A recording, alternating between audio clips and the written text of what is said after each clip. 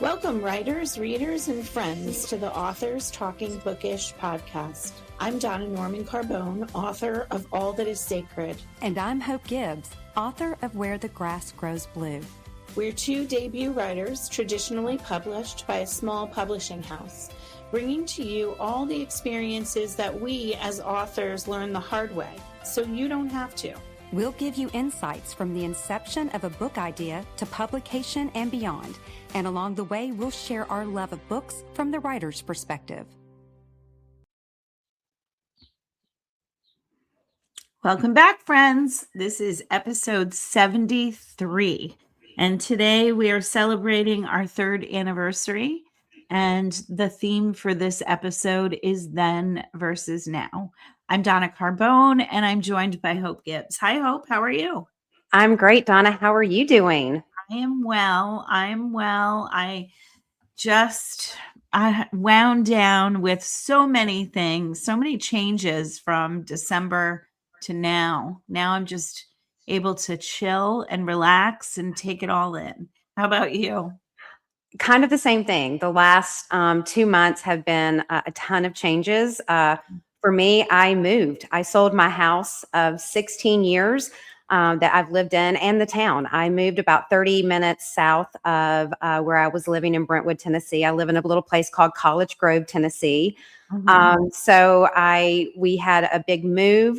You can see if you're watching this on YouTube, my old house, and then that's my new house. With the dog, which I got a new dog. And my daughter graduated from college. Our last child graduated from college. And so I am officially an empty nester. So all these changes happened in a month period, on top of also throwing a dear friend's son a wedding shower at my new house in the middle of my move. So I got to say, May was a crazy time. So I'm happy to be kind of settling. I just played a USTA state tennis match this week, so that was nice. So I got to go back to some of the things I'm used to, but definitely a lot of change. And you have had a ton of change. You want to talk about what's going on with you? I have. Well, I retired from teaching full-time this year. So if you're looking on YouTube, there's a picture of me at a retirement party that my department and the social studies department threw for me. And it was wonderful. It was an intimate gathering, lots of laughs, some tears, lots of memories. It was great. And then I went to the Board of Ed and they honored all the retirees. So that was fun too. And my son got married this month. Yeah. So it's been a crazy, crazy month. My middle child got married. He bought a house less than a month before his wedding. So it has just been a whirlwind for us. Yeah, it's interesting. I feel like sometimes when you have life changes, they all seem to happen all at one time. Yeah. Like last year, there were some changes, but definitely I felt this year it was just one thing after another. So I'm embracing change. Yeah, so am I, whether I like it or not. Whether we like it. Good. It's all good. So I'm fortunate. Have you had any time to read with everything that's going on in your life, or what are you reading right now? A very little bit. I finished The Trad Wife's Lie by Bella Elwood Clayton, who is actually a dear friend of mine, and she was one of my first critique partners. And really, there were three of us who kind of got together, critiqued each other's work over a span of years. And these other two authors, Bella is out of Australia, Melbourne, I think, Australia. And we critiqued each other's work. She got an agent, went on sub. They didn't pick up her book. The other two of us were seeking agents or seeking publication. And then we all got published right around the same time. So that was really cool. This is Bella's third book. And I don't even think she realized the trend of the trad wife with yesteryear. There's another book called The Trad Wife Secret. So if you are, if you like this genre and you liked The Stepford Wives or Big Little Lies, Mhm. or I compared it to the movie Don't Worry, Darling. Do you I've remember never that seen that movie? movie. No, I That haven't. was so good. That was with Harry Styles, Olivia, why can't I think of her last name? And Florence Pugh. Oh, Great movie. Um, but yeah, it's a very twisty book. It's got 3 POVs. I would highly recommend. I even think we should maybe do an episode on this trad wife trend that is yes. happening and talk about why it's happening, the books that are coming out, just crazy amount Yeah. of trad wife books. Yesteryear is all over my Instagram feed. I feel Yeah, like same. every, you know, Bookstagram account that they've done, you know, and it's people either love it or hate it, and that's what every Yeah, single. I'm very interested in it. I didn't yeah, even know this was a thing a few years ago, and I yeah, stumbled across the influencers that were promoting it, and when I heard the premise of Yesteryear, I thought that's genius. I yeah, loved the idea of actually putting someone in modern times who is a trad wife and put right. her in the era of which she is, you know, making, you know, all this money off of and, you know, glorifying. So Yeah. I thought it was an amazing, I haven't read it, but I thought it was an amazing concept.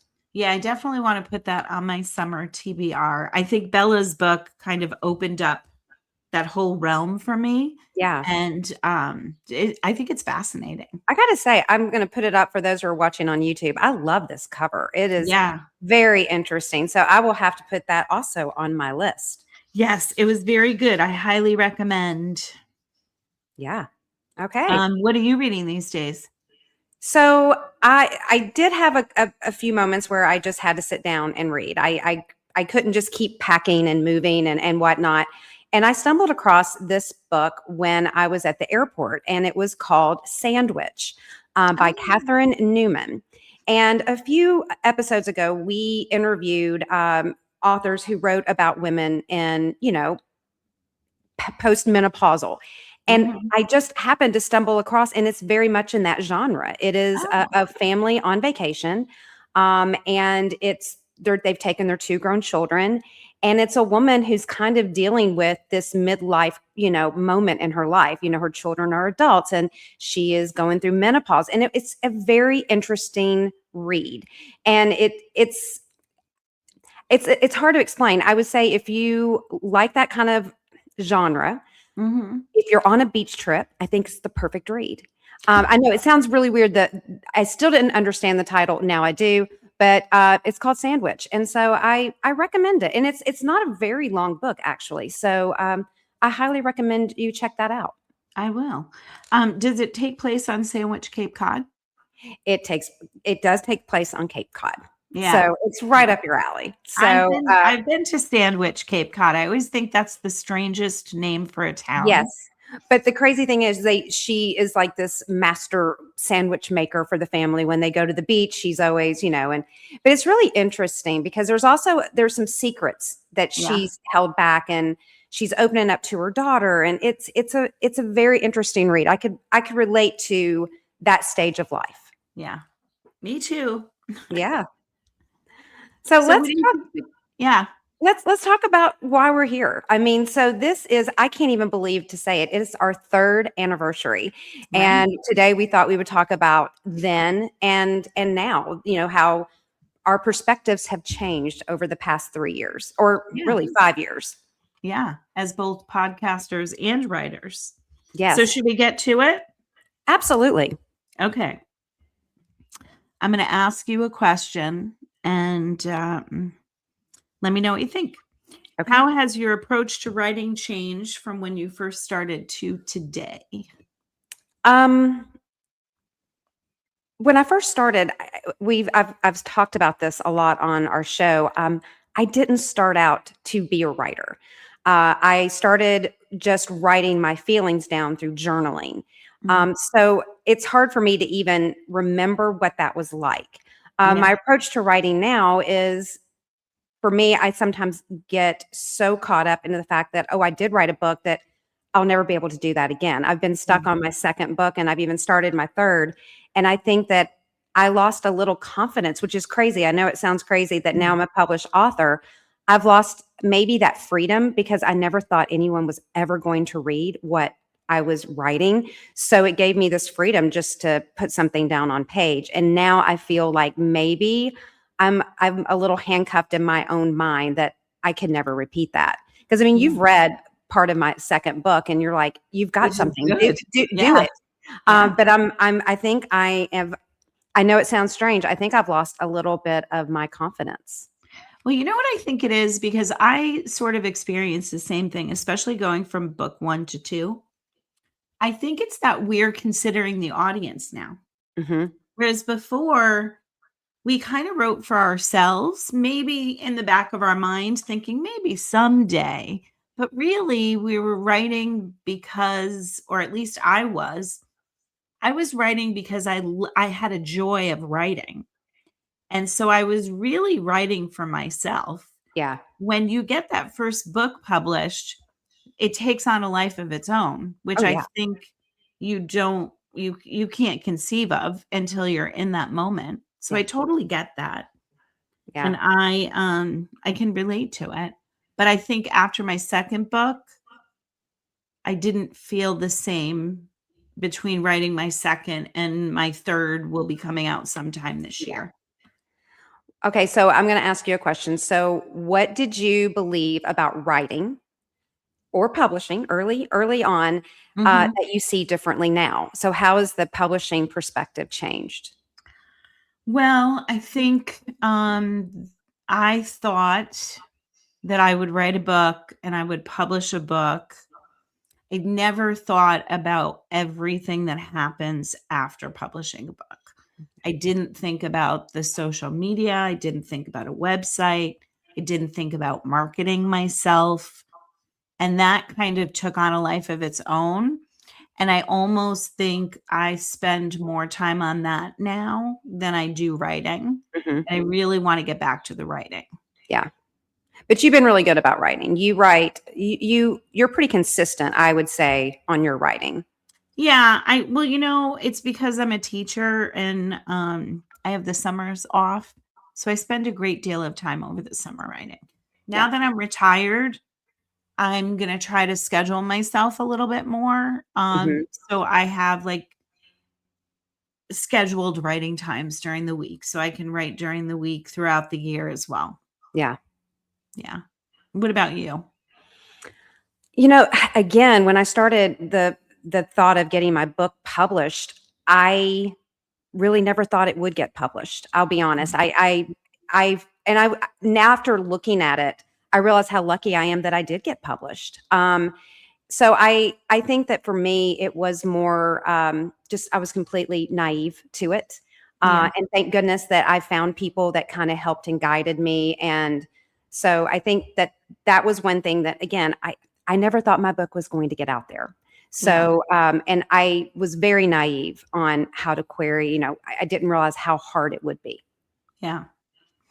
What used to intimidate you before, and does it still?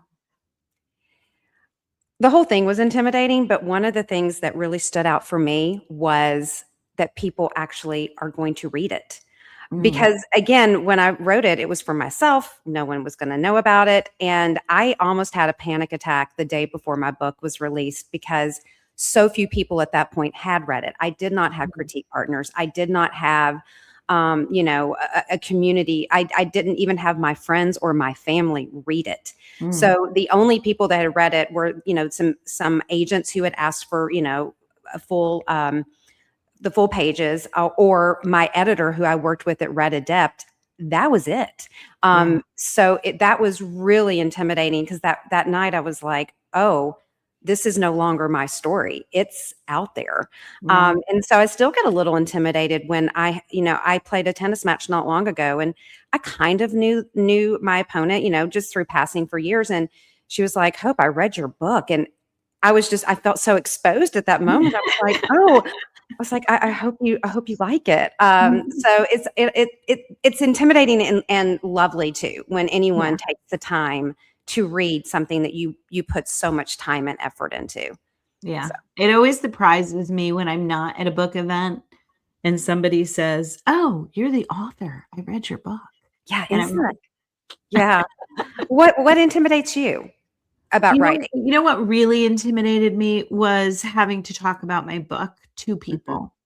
Um, whether it was a small group, like a small book club, or at a big event. I Yeah. went to one event and there were like 150 people at it.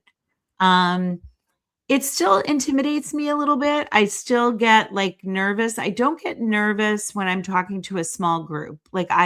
My ideal group is going to a book club at Yeah. somebody's house. I love that. I love that question and answer exchange. But when I have to get up and do a presentation, even though I'm a teacher, this blows people's mind because I pretty much do this every day.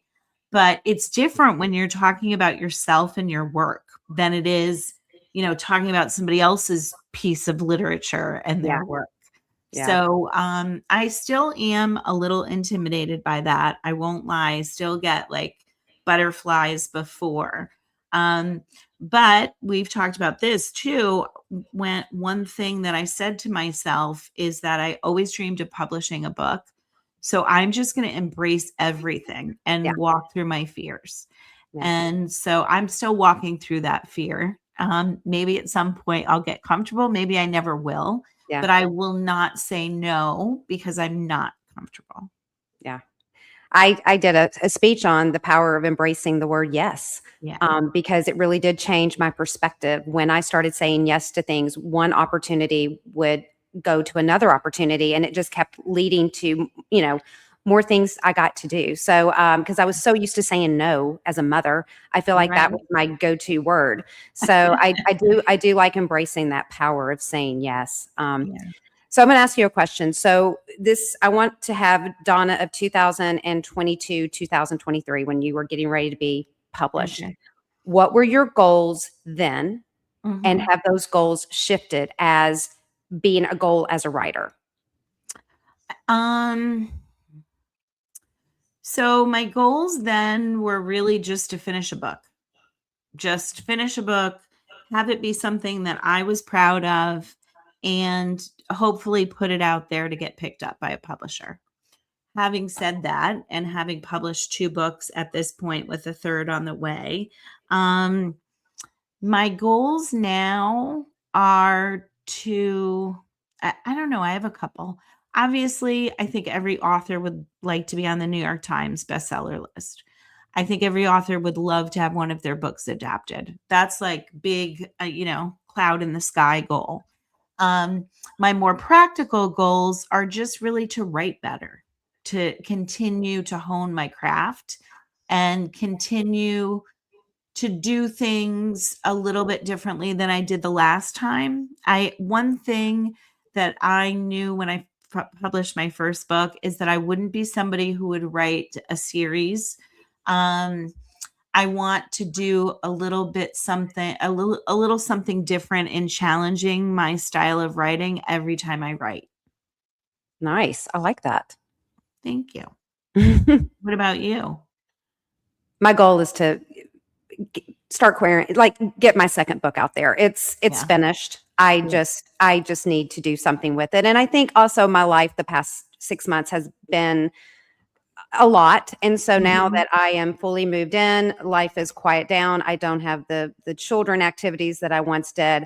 My goal is to be a focused writer, to get back into writing every day, Mhm. and to maybe try to get not a first draft once a year, because I've got so many ideas, and you and I've talked about those ideas, and I just need to actually make time for my writing. I make time for everything else. I need to make time for my writing. Yeah.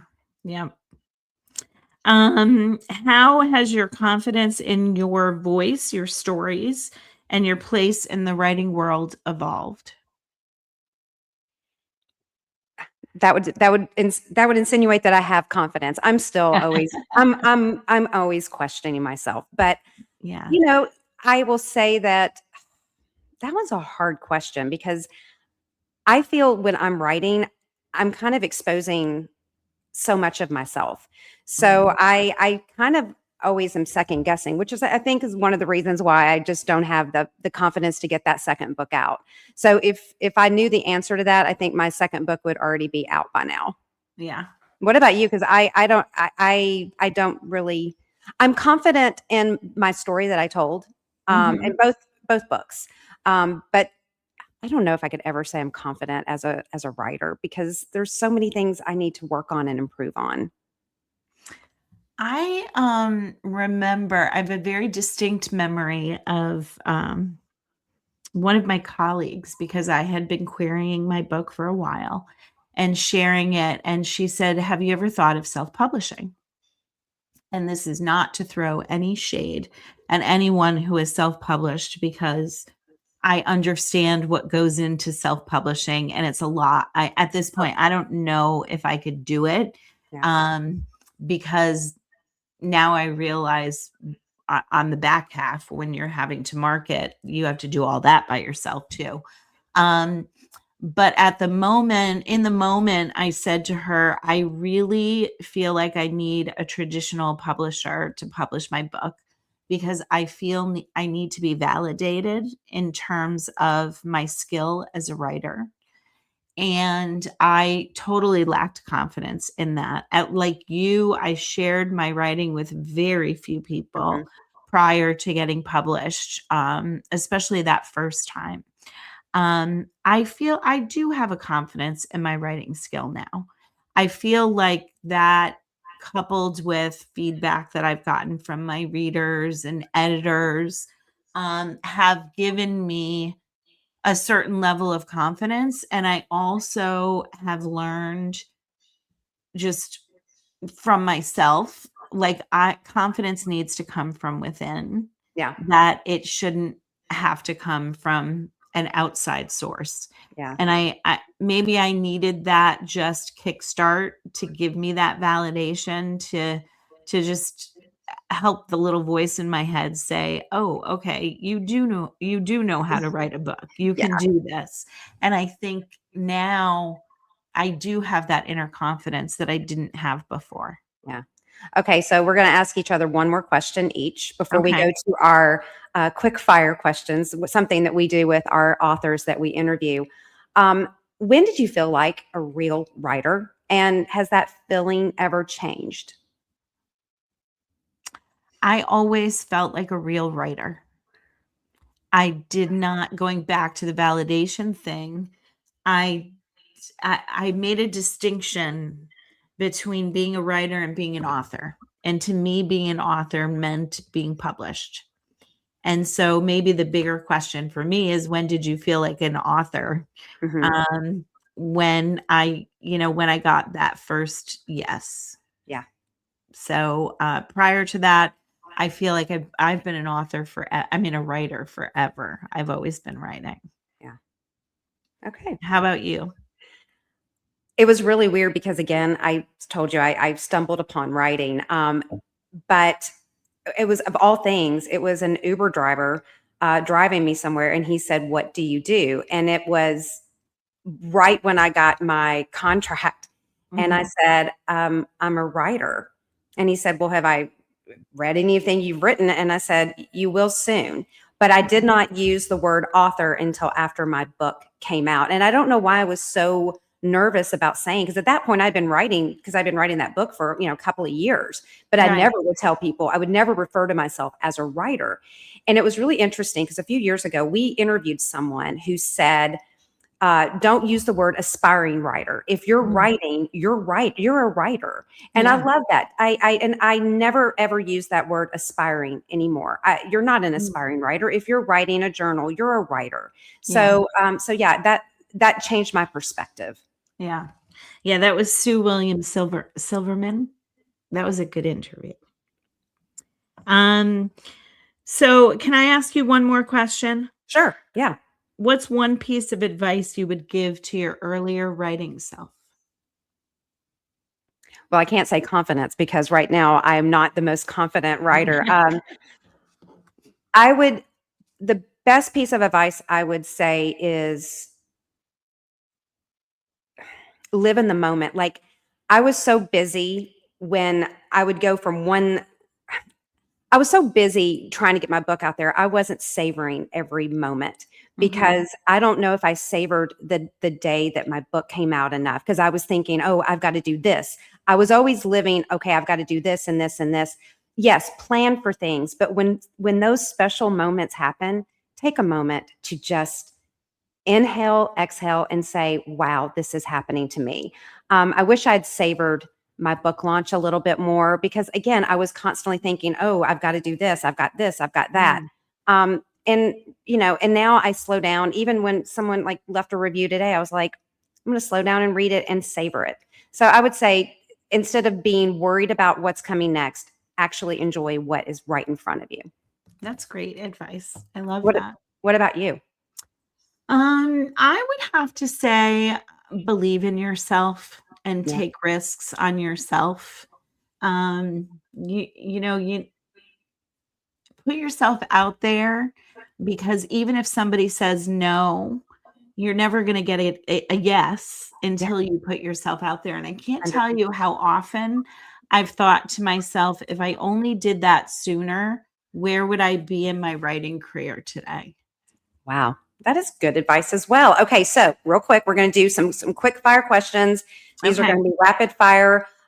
So I don't, we're running out of time, and I want to get to as many of these as we can. So why don't you start first? Okay. What song has been running through your head lately? Oh, this is terrible, but Golden. It's that song from K-pop Demon Hunters. It won the Oscar, and I keep hearing that song 24/7. I love it. You should check it out. I will. I And it's will. funny because my question for you is, if your writing journey had a theme song, what would it be? Oh, God. That you're stumping me there. I love how we both started out because that was my first question. It was a musical question.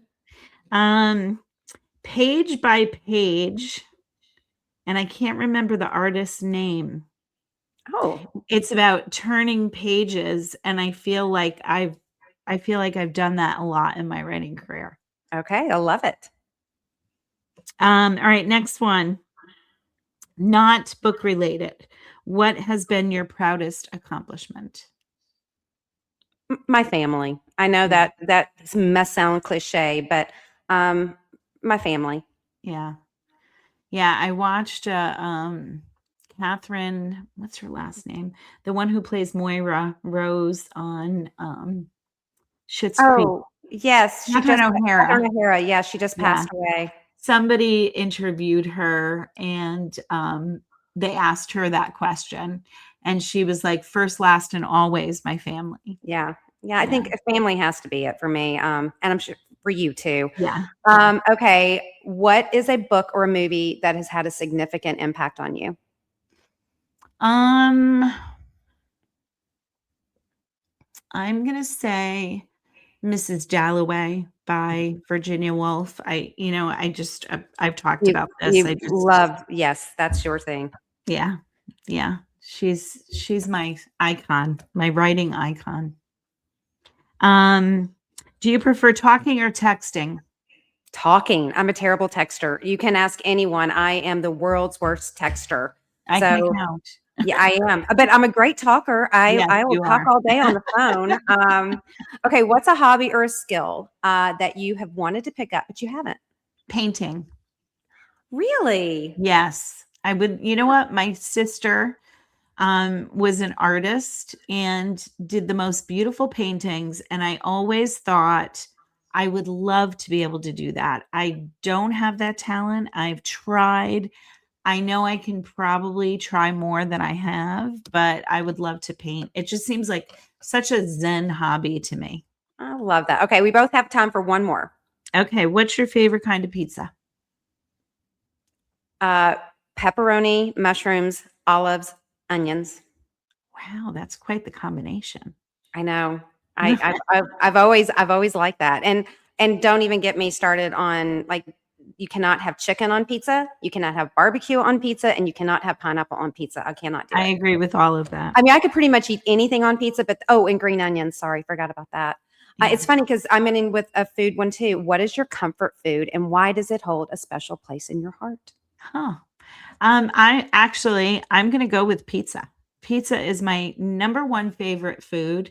Um, I think it might hold a special place in my heart because I live very close to New Haven. New Haven is like the pizza capital of the United States. If you have never had New Haven pizza, you have never had good pizza. My grandmother used to bring me to Pepe's and Sally's and Modern when I was young. And so I think that's where my affection for pizza comes from. I love that. Well, this was so much fun just to get to kind of Yeah. reminisce and it was good for me to kind of look back at my 2003, 2004 Hope and Yeah. getting ready for, maybe a soft launch here in June in 2026 of a new Hope. So Yes. this was I fun. honestly, I just want to say to our audience that what I've read about Hope's next book is wonderful, and you need to get on that. Well, and I can't wait for the audience because they will be reading your book soon because your book will be coming out by the end of this year, I think. Yes, I So think so. congratulations. And also Thank you. kudos because your audiobook for Of Lies and Honey just came out. So It did. congratulations. And I think that we need to make a toast I make a toast to you, Donna, but also to all of our listeners and our audience. Thank you for 3 amazing years. I still can't believe it's been 3 years. I know. And I also want to toast to all of our guests that have been on and taught us so many things. Yes. Yeah. So thank Cheers. you so much for everyone. And happy anniversary, Donna. Happy anniversary to you. Until next time. Okay. Bye, everybody. Thank you for joining us today. I'm Hope Gibbs. And I'm Donna Norman Carbone. It's time for you to get to work. We look forward to seeing you in 2 weeks with another tip from your author friends.